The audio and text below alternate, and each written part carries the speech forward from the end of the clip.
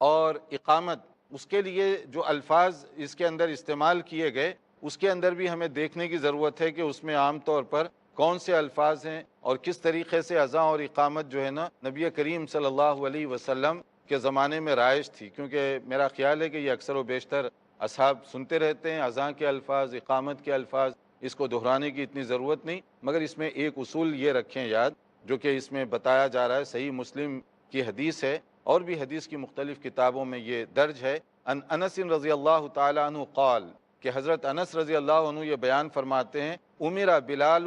ان یشفع الاذان ویوتر الاقامہ الا الاقامہ، حضرت بلال رضی اللہ عنہ کو خاص طور پر حکم دیا گیا اذان جب دو تو وہ ڈبل ڈبل،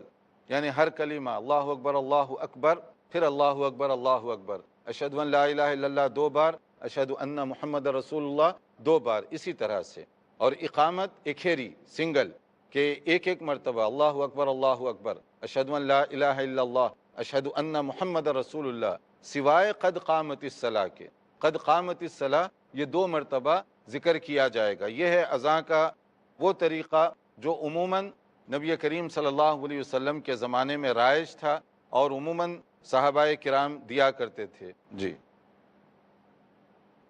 شیخ، اکثر مساجد میں ہم دیکھتے ہیں کہ ابھی جیسے ہم نے اذان اور اقامت کا طریقہ دیکھا ہے، جی جی لیکن اکثر مساجد میں اقامت بھی بالکل اذان ہی کی طرح اتنے ہی کلمات کی جاتی ہے اقامت، تو کیا وہ درست ہے؟ دیکھیے، زیادہ ہم لوگ یہاں پر گفتگو کر رہے ہیں زیادہ بہتر، افضل اور اعلیٰ جو طریقہ ہے۔ بعض طریقے ایسے ہیں جو اعلیٰ کے مقابلے میں کم تر ہیں، اگر وہ ان کے لیے کوئی قیاسی دلیل ہے یا کوئی ایسی سند ہے حدیث کی جو اس کے مقابلے میں کمزور ہے تو وہ ہو سکتا ہے، لیکن اس سلسلے میں ہماری یہ کوشش ہے ہر مسئلے میں جو سب سے افضل اور اچھی بات ہے اس کا ذکر کیا جائے تاکہ مختصر وقت میں ہم زیادہ چیزوں کو کور کر سکیں۔ ہمارے ہاں عام طور پہ رائج یہ ہوا کہ مسجد میں جو پرانا ایک طریقہ چلا آ رہا ہے اس سے آگے پیچھے ہم جانا نہیں چاہتے، وہ جو کچھ چل رہا ہے اسی کے مطابق ہم کرنا چاہتے ہیں، اسی سے یہ گڑبڑ پیدا ہوتی ہے۔ اگر ہمارے اندر یہ شوق ہو کہ جو سب سے صحیح حدیث ہے اس پر ہم عمل کریں گے تو کبھی بھی یہ دشواری اور کبھی بھی یہ مشکلات پیدا نہیں ہوں گی، اور ہونا یہی چاہیے کہ ہم کوشش کریں کہ جب بھی